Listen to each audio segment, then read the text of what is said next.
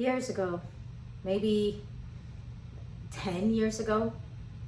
And this wasn't the first time this had happened, but it's one of the few memories that I really remember. It only took a handful, and each one of those I suffered so much.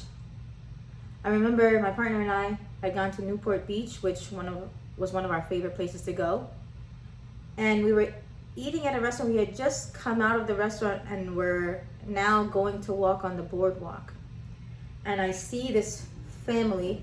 What I mean by family is I first saw this really big guy, maybe about like 5'11", and really wide, like maybe 400 pounds or something, like fat. I could be more, I don't even know. Maybe around that though, maybe around 350 pounds. And he's on the like oncoming way that the pedestrians are walking on the boardwalk, and I'm facing them as they're coming this way. And he's all the way on the outside, and right next to him is maybe a 6 or 7-year-old, really scrawny little girl. Tiny compared to him, and tiny as in her body was very skinny, even given her height. She wasn't like a toddler, she wasn't like 3-year-old, she was a little bit older, maybe like at least 6, but she was very scrawny. And next to her, a few feet away, maybe 3 feet away, a stroller being pushed by her mom. Also overweight, I remember wearing black. But what's so interesting, stroller must have been, carrying a baby in it. And I remember looking at this entire family, and the dad had, in his like huge size, right, was bullying the little girl. As in, I don't remember how he was doing. He was sort of like almost physically like dragging her along on the boardwalk. And the mom was literally looking straight ahead as if what was happening on her left didn't even exist.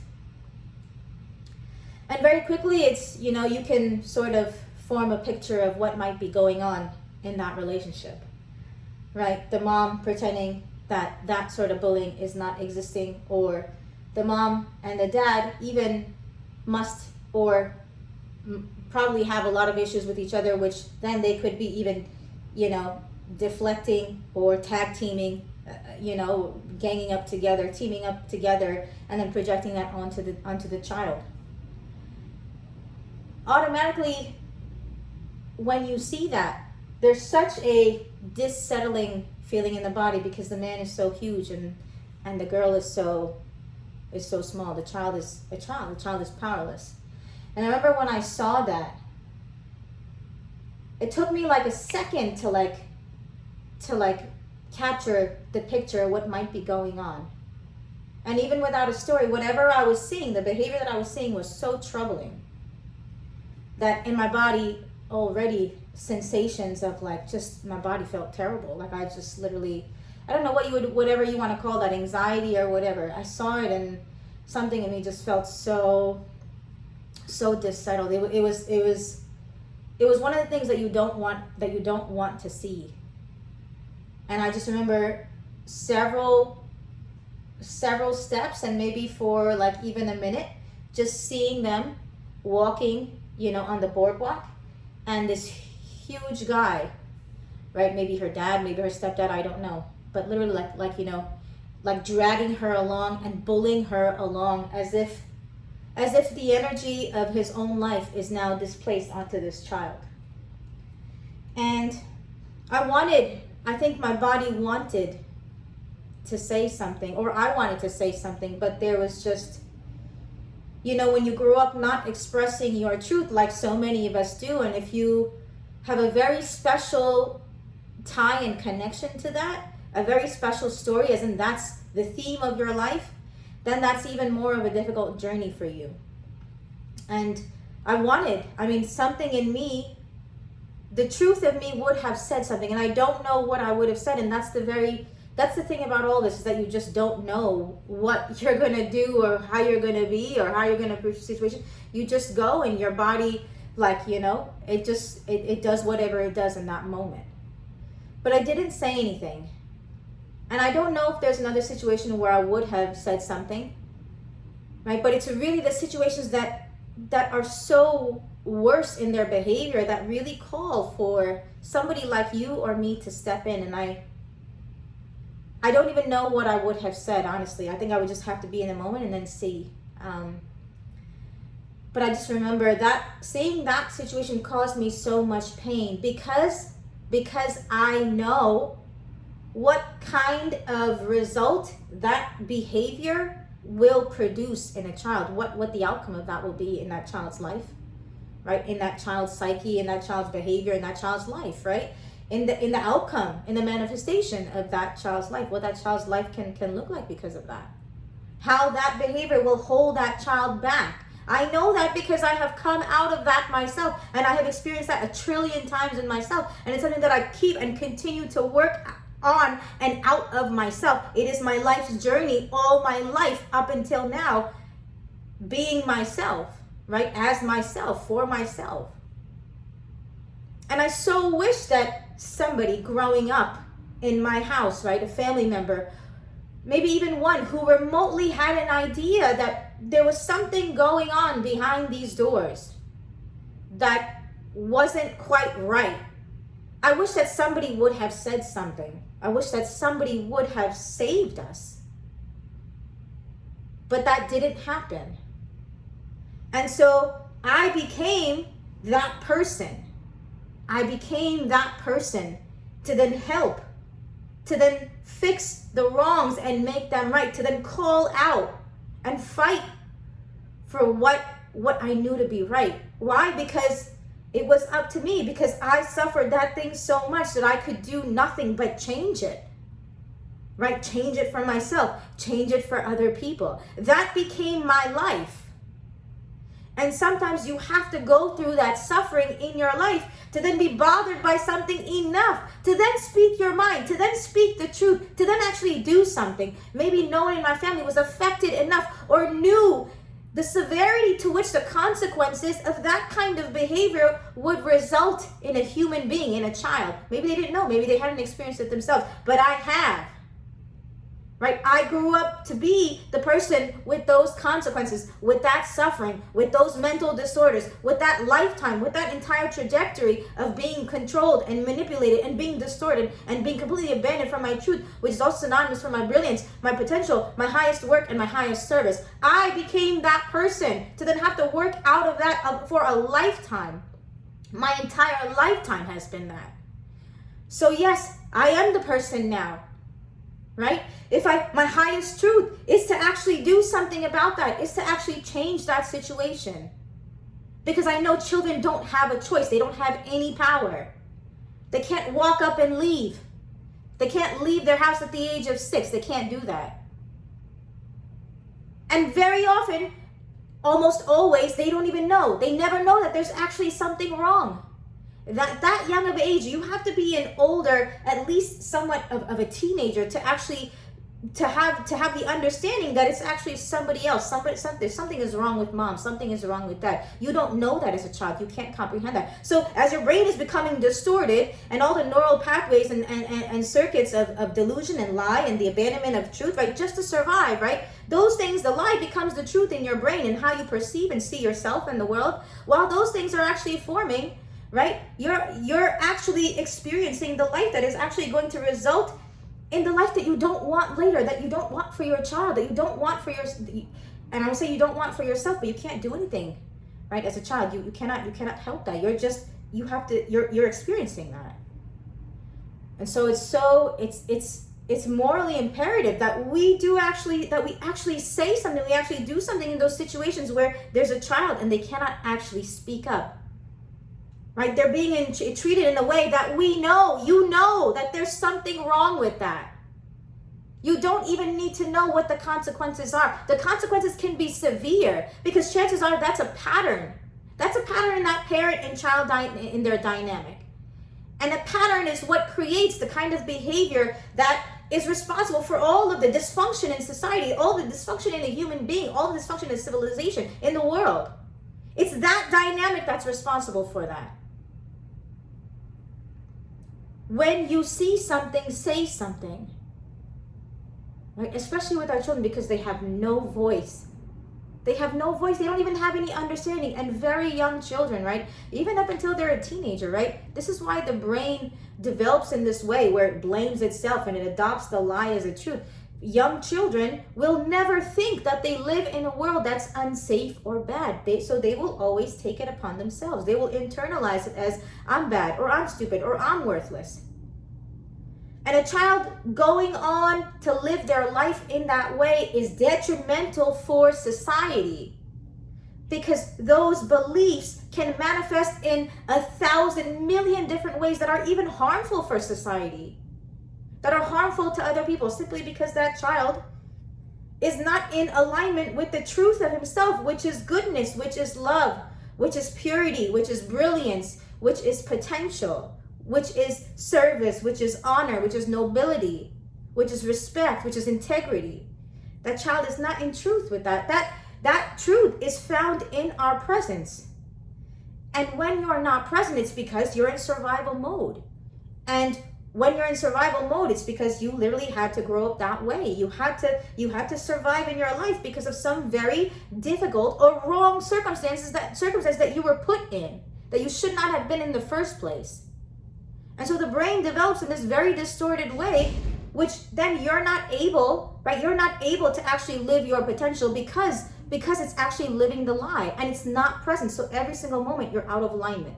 Every single moment you're out of alignment. Every single moment you're out of alignment. And it's only in alignment can you find your potential. It's only in alignment can you find your truth, right? It's only in alignment can you actually find calm and peace and brilliance and flow state and success and contribution and your greatest work to the world. And so it's really the responsibility of everybody, I would say, right? Especially when it comes to our children, right? If you see something, say something, right? Excuse me. I'm sorry, I'm not aware. I'm not sure if you're aware of what's actually happening. I just wanted to take a pause because I've totally been like very frustrated, myself with kids as well. But I want you to know that this is not in alignment with your truth. This is not true to actually who you are and what you actually want for her. It's actually not true to that. I could tell because it's not true to any parent. Right? You have to actually fight. You have to actually fight for what you know is right. It's the only way that we will ever be able to make any change in this world. You have to fight. And you have to keep fighting, right? Let's say that first thing you're met with rejection or it doesn't go well, right? You don't give up. You have to stand in what you know is true, right? That's why there are wars that last years and decades and stuff. You don't give up, right? You keep fighting. And when you know something is true, then that's all it is, right? Like you're going to make somebody understand. Right? You're going to do your best, right? You're going to try. At the very least, you're going to try. And in that trying, you may walk away and be like, there's more that I could have done. You realize later on. The next time you're going to try again, you're going to add that more to it. The next time you're going to try again, you're going to add that more to it. And that's life, but you have to try. So many of our children are suffering, right? They continue to suffer the patterns that we ourselves fail to see in ourselves. And it's not what we want for them. It's not what we ever would want. Like in our heart, it's not what we ever want. It's just our own blindness and lack of awareness of ourselves, which then they suffer for, right? Creates suffering in their life, mental, physical, right? Disease in the body, right? And their life takes that shape, right? We never blame a flower for not blooming. We're always going to take a look at its environment. We're always going to take a look at the care that it received, right? Was it the right thing that this flower needed? That's all. That's the only thing we're ever going to ask. And parenting and raising children is exactly that. It's like anything else in life. There's a recipe for every single child. And you may not know what it is, but it's your job to figure it out. You have been given that child in order to figure it out. And it's really up to you. If somebody is behaving in a way that you know is not right for that child, something is not quite right there. That's all it takes. That's all it takes, because these children are going to grow up and either lead our world one day, or they're going to destroy it. They're going to destroy each other one day, or they're going to make each other better one day. That's it. And you don't have to be somebody that suffered the consequences of that to such severity that you actually do something about it. You don't have to be. You can just simply quite know that this isn't right. Like, this is our moral obligation as human beings, as elders, as adults, right? We protect our children. We protect each other, and we protect our children. We protect our children most of all because they need it, because they are the most without power out of any of us. And the fact that we've gone so long, right, not doing this, allowing, behavior to carry on right under our nose, right in our families.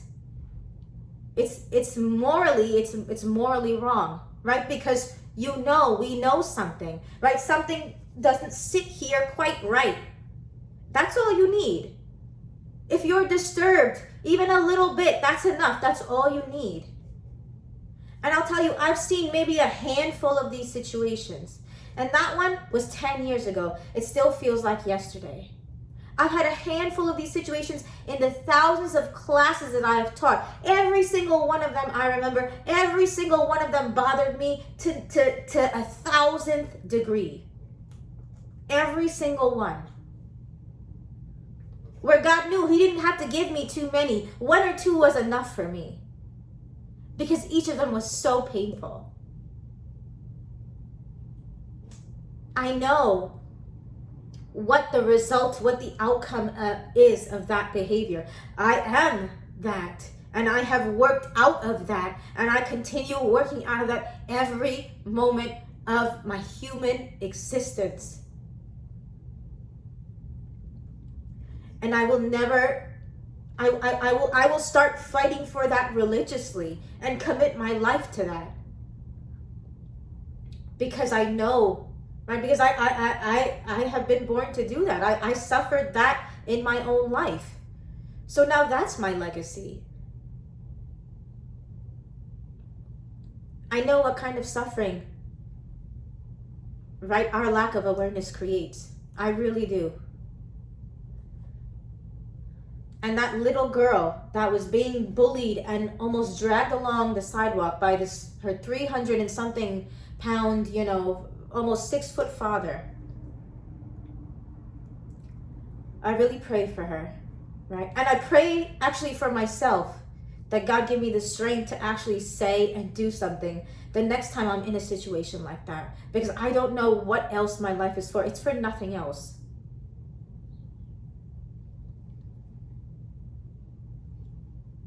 It's really time, Whatever you have been called to do, it's now, you are now the manifestation of that. So congratulations. And if you resonate with this, please comment, like, send this to somebody. We so need this. This video needs to go viral. We need to protect our children. If you see something or if you suspect something that's not right, say something, ask. Don't operate out of fear. That is the lie. That is the devil. That is the thing that wants to keep, it's the thing that's morally wrong. Don't give in to fear. Operate from the highest truth and from the place of truth that you know. Operate from the place of truth that you know, and make that your whole life. Nothing else.